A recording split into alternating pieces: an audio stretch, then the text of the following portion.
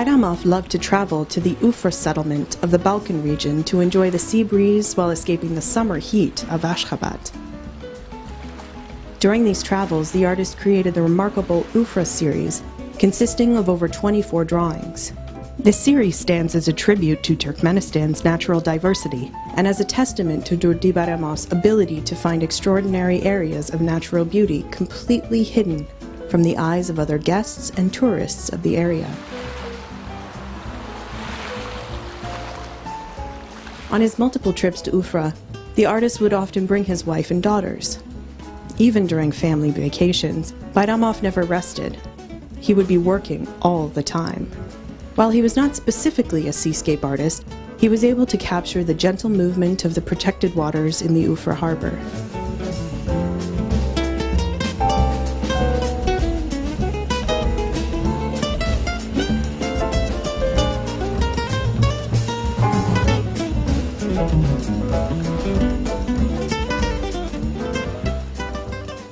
In these works, we experience craggy mountains and shorelines, crystal clear water, and avid bathers.